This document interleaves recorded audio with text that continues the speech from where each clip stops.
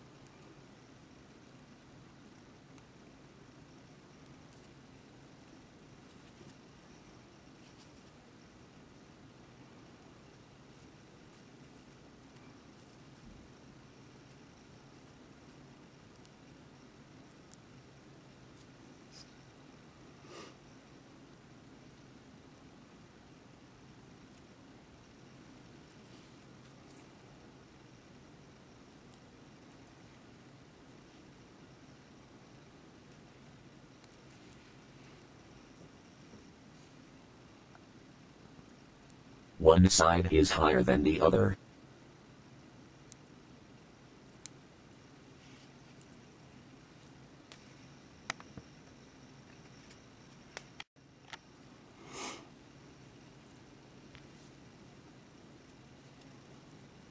I loosen the lead to get some slack as I hack.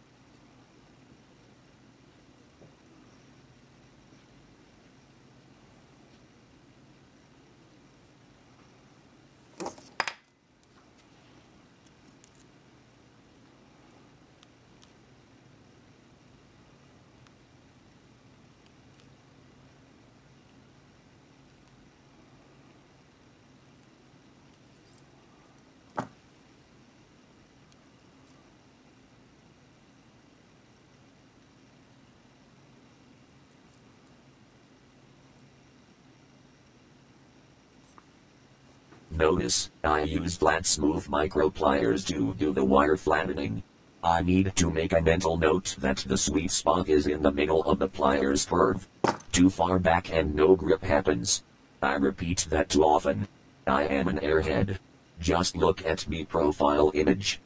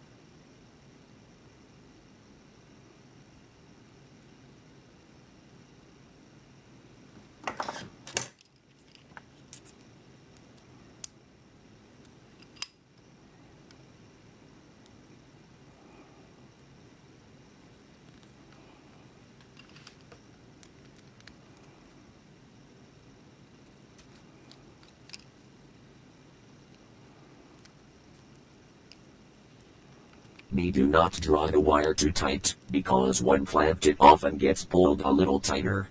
This can break or crack ceramic heads. Me want no pressure in the connection.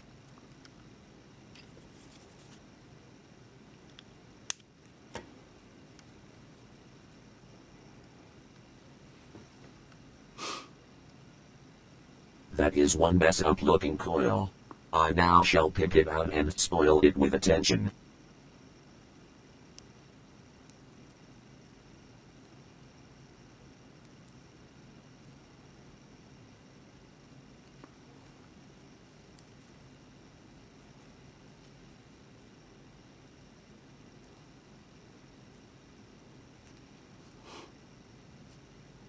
I sometimes use the following technique to level a coil.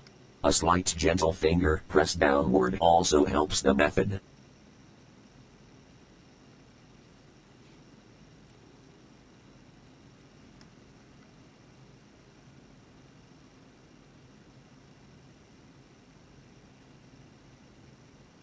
Good enough to continue forward. Me mind now only seeks a nicotine fix. I now return with blood enriched.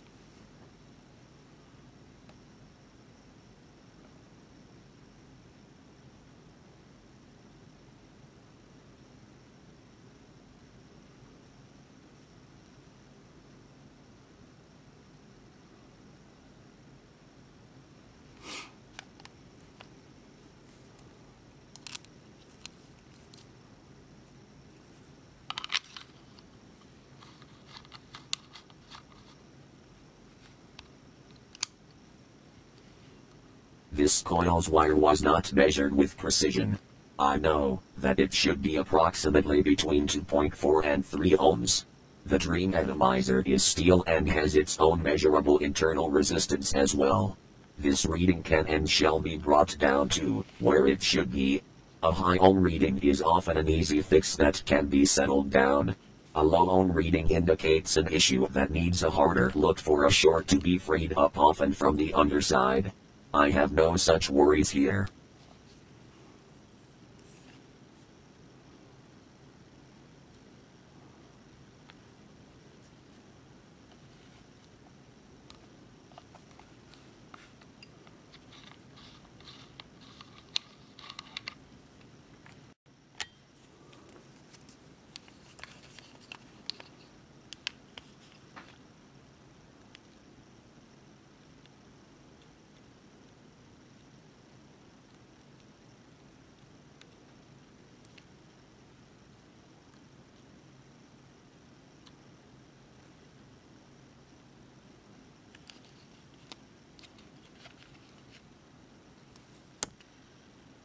This is about where I feel ohms should roughly be. I normally would take exact measurements of the wire length on a trip. This is a joyride trip. Planning and exactness are not needed nor wanted in this exercise test drive that is more for prodding potentials and honing skills.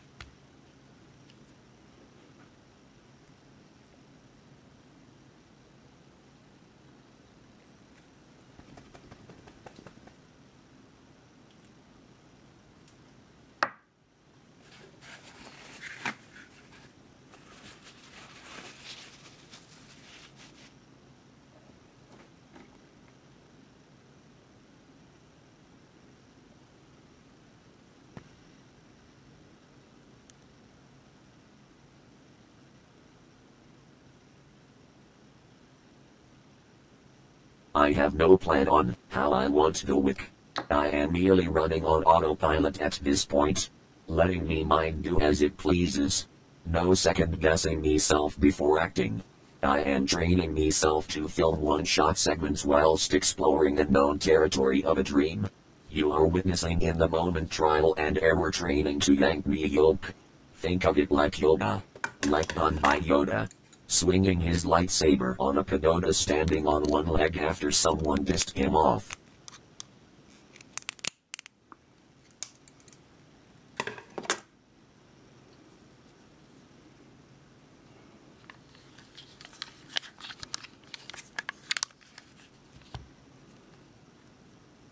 I should have wrapped the other direction. left or right does not compute at this point though.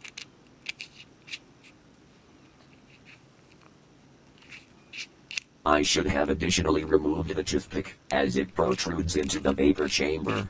Hitting the wick on each revolution I continue anyway.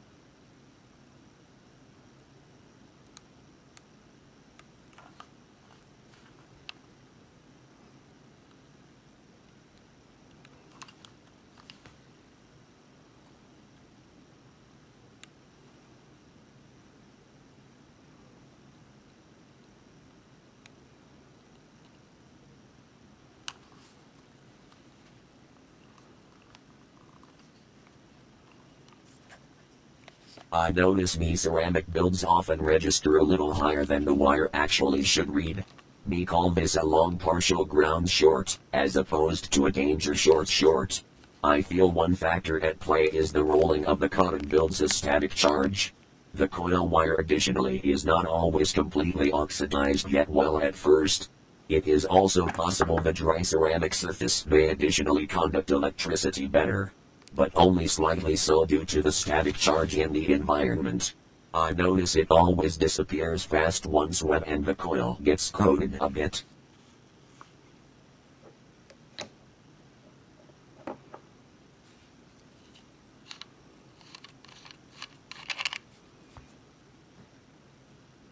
Me now still do not remove the offending toothpick, as that would take too much time. I removed the cap, as the wick was too much inside the chamber to allow it to expand. The final stretch is in sight. I decide to do only the needed emergency surgery.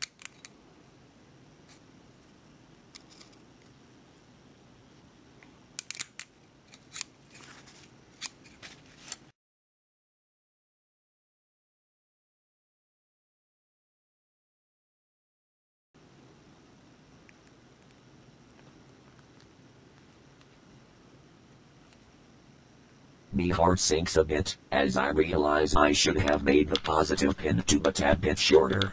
Derpity derp.